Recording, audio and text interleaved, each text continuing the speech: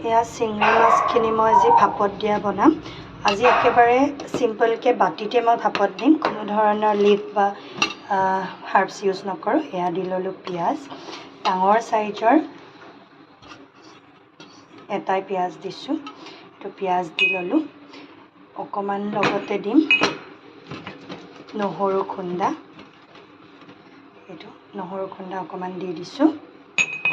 এতিয়া দিম মই সৰিয়হ, আপোনালোকে বটি দিব পাৰে, নহ'লে সৰিয়হ পাউডাৰ আজিকালি বজাৰত খুব সহজে এভেইলেবল হয় পিচি থকাতকৈ, আৰু এইটো আপোনালোকে ব্যৱহাৰ কৰিব পাৰে। মই সৰিয়হৰ গুড়া দিম এতিয়া। এয়া সৰিয়হ গুড়া দেখিছেনে, মই 3 চামুচ ব্যৱহাৰ কৰিছোঁ, সৰু চামুচেৰে 3 চামুচ। এতিয়া মই ইয়াত দিম হালধি, এয়া হালধি জোখমতে দি ল'লোঁ, আৰু অকণমান দিম জিৰা গুড়ি,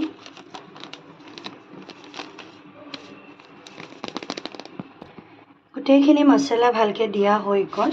আপোনালোকে কেঁচা জলকীয়া ব্যৱহাৰ কৰিব, মোৰ লগত কেঁচা জলকীয়া নাই কাৰণে এই ভোট জলকীয়াটো মই কাটি কাটি ব্যৱহাৰ কৰিম, নহ'লে এনেকৈ দি দিব পাৰে। মই অকণমান কাটি দিম, যিহেতু চবতে জ্বলাটো তেতিয়া সোমাই যাব। জলকীয়াটো কাটি ল'লোঁ, ইয়াতে বৰ বিশেষ আৰু একোৱেই কাম নাই।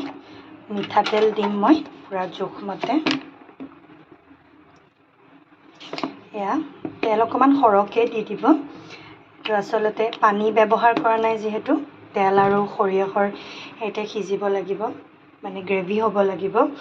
এতিয়া গোটেইখিনি মই ধুনীয়াকৈ মিক্স কৰি লওঁ, হাতেৰে মিক্স কৰিব পাৰিলে বেছি ভাল, যিহেতু জলকীয়া দিছোঁ মই চামুচেৰে মিক্স কৰিম। শেষত মানে পোৰা চোৰালে বাকী নাথাকিলোঁ আৰু ধুনীয়াকৈ হাতেৰে সানি দিছোঁ, জানেনে? হাতেৰে নাসানালে শান্তি নাপাওঁ মানে, সেইকাৰণে পূৰা হাতেৰে সানি দিলোঁ। এয়া মই পূৰা ধুনীয়াকৈ সানি লৈছোঁ।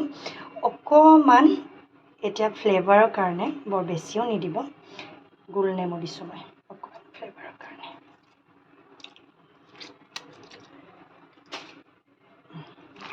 এতিয়া ধুনীয়াকৈ আৰু এবাৰ মিক্স কৰি ল'ম।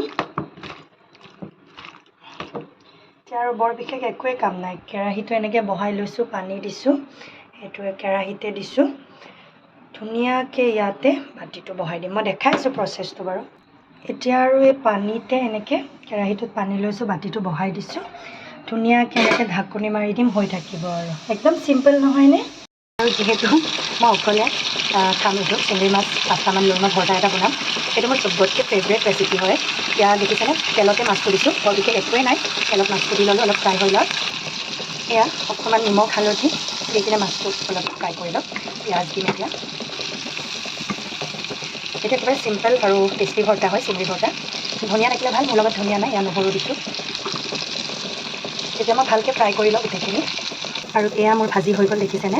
পিঁয়াজ চিংৰি গোটেইখিনি ভাজি হৈ গ'ল। এটা ভোট জলকীয়া দি লৈছোঁ, এইখিনি এতিয়া ধুনীয়াকৈ পিচি লওঁ অলপ। এয়া মই পিচি ল'লোঁ, অকণমানি হৈ যোৱাৰ কাৰণে অকণমানি সৰু বাতিটোতে মই উলিয়াই ল'লোঁ, এইটো চুইগিৰ বাতি এটা আছিলে। এতিয়া অকণমান দিম মই, ভৰ্তাত নেমু নহ'লে ভাল নালাগে, অকণমান গোল নেমু দিছোঁ, এয়া অকণমান ইয়াতে গোল নেমুটো দি ল'লোঁ, ধুনীয়াকৈ এতিয়া মিক্স কৰি ল'ম। আৰু এয়া দেখিছেনে, মই মিক্স কৰি ল'লোঁ, টেষ্টো কৰিলোঁ, বৰ ধুনীয়া হৈছে খাবলৈ। এয়া মই এতিয়া অফ কৰি দিম, হৈ গৈছে পূৰা ধুনীয়াকৈ ভাপতে সিজি গ'ল, দেখিছেনে? এয়া মই নমাই ল'লোঁ, চাওকচোন কেনেকুৱা ধুনীয়া হৈছে। আপোনালোকে ট্ৰাই কৰিব, একেবাৰে ইজি ৰেচিপি হয়, কম ইনগ্ৰিডিয়েণ্ট, তাৰপিছত কম মেহনত, একদম ধুনীয়াকৈ ভাপতে গোটেইখিনি সিজি গ'ল।